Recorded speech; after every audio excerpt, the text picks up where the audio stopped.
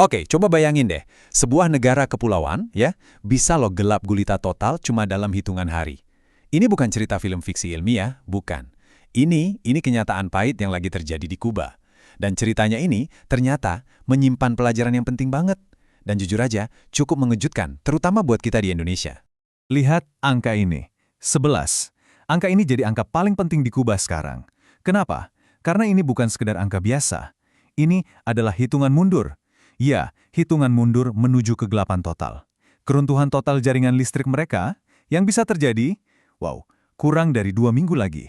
Terus pertanyaannya, gimana ceritanya sebuah negara bisa sampai kehabisan waktu kayak gini? Jawabannya, ternyata bukan karena bencana alam, sama sekali bukan. Nah, untuk ngerti hitungan mundur yang mencekam ini, kita perlu lihat lebih dalam ke permainan kekuatan geopolitik besar yang ternyata bisa loh mematikan saklar sebuah negara. Jadi ini bukan bencana alam ya, bukan badai, bukan gempa. Sumber analisisnya bilang ini lebih mirip semacam pencekikan geopolitik yang disengaja. Sebuah strategi yang sistematis untuk ibaratnya memutus jalur-jalur suplai paling vital bagi sebuah negara. Awalnya itu dari blokade laut yang brutal. Jadi menurut sumbernya, pemerintahan AS di bawah Donald Trump waktu itu secara efektif tuh kayak membangun tembok di lautan. Tujuannya buat menghalangi semua kapal, entah itu bawa bahan bakar atau makanan, biar nggak bisa sampai ke Kuba. Dan ini yang menarik. Ini bukan cuma satu kejadian, tapi rentetan, kayak efek domino gitu. Pertama, blokade AS diimplementasikan. Siapapun yang nekat ngirim suplai ke Kuba dianjang boikot. Lalu kedua, pasokan minyak dari Venezuela yang jadi partner energi utamanya Kuba diputus.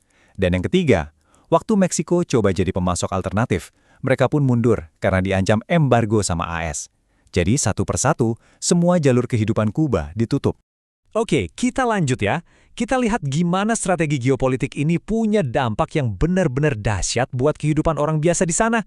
Jadi, nggak cuma di atas kertas, tapi ini kerasa banget di kehidupan sehari-hari.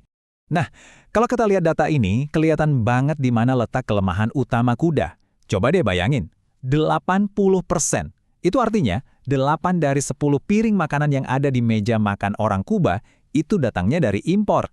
Ketergantungan yang, luar biasa tinggi, dan tentunya sangat berisiko. Jadi ya gitu, krisis energi ini langsung nyambung jadi krisis pangan. Logikanya sederhana banget kan? Nggak ada bahan bakar, ya traktor nggak bisa jalan. Traktor nggak jalan, ya nggak ada makanan yang bisa ditanam atau dipanen. Ini nih, dampak langsungnya ke kantong masyarakat. Gaji bulanan seorang pegawai negeri yang harusnya bisa untuk hidup sebulan, sekarang cuma cukup buat beli sekotak telur sama sekantong ayam. Itu karena hiperinflasi. Mata uang mereka anjlok parah, sampai 500 peso buat $1 AS. Gaji jadi nggak ada artinya. Oke, sekarang mungkin kita mikir, itu kan Kuba, jauh di sana. Tapi, menurut analisis ini, tragedi Kuba ini justru bisa jadi cermin yang penting banget buat kita di Indonesia. Sebuah wake-up call lah istilahnya. Disinilah kita bisa lihat paralelnya. Kuba kita tahu sangat bergantung sama impor energi dan makanan. Nah, Indonesia, kita ini kan negara kaya sumber daya alam. Tapi faktanya, kita masih jadi net importer bahan bakar. Nah, sumber ini nunjukin kalau kita punya kerentanan yang mirip banget sama Kuba. Nah, sumber ini bahkan ngasih istilah khusus untuk kondisi ini. Kecerobohan strategis. Maksudnya apa? Yaitu tadi, kita punya sumber daya melimpah di dalam negeri, batu bara, kelapa sawit, tapi untuk kebutuhan energi yang paling krusial, kita malah bergantung sama impor. Ini semacam kelemahan yang kita ciptakan sendiri, yang polanya mirip dengan yang dialami Kuba. Di tengah krisis ini, muncullah pemain global lain, Tiongkok. Mereka turun tangan, ngirim 60.000 ton beras ke Kuba. Tapi ini bukan cuma soal bantuan kemanusiaan ya, ini lebih ke unjuk kekuatan diplomatik. Tujuannya jelas, untuk mendukung sekutu mereka yang anti-Amerika, dan sekaligus mencegah Kuba jadi yatim piatu di panggung geopolitik. Jadi ini benar-benar kayak langkah catur dalam permainan yang jauh lebih besar. Oke, setelah melihat semua masalah tadi, pertanyaannya kan, jadi gimana dong solusinya? Gimana caranya kita belajar dari kasus Kuba ini? Nah, analisis ini nggak cuma berhenti di peringatan aja, tapi juga menawarkan sebuah jalan ke depan, sebuah usulan doktrin pertahanan mutlak. Strategi yang diusulkan ini punya 2 jalur utama. 1, transisi ke kendaraan listrik. Jadi, mobil dan motor kita nanti pakai tenaga listrik. Yang sumbernya dari mana? Dari batu bara domestik kita sendiri.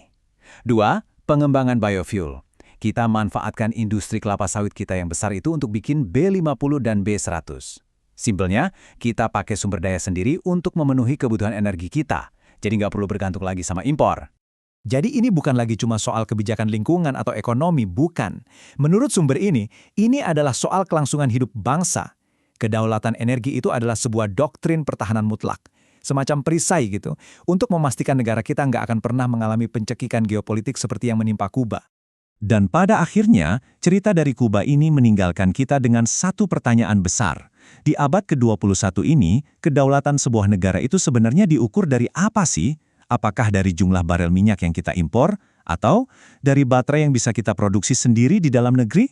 Nah, ini jadi pertanyaan yang penting banget buat kita renungkan bersama,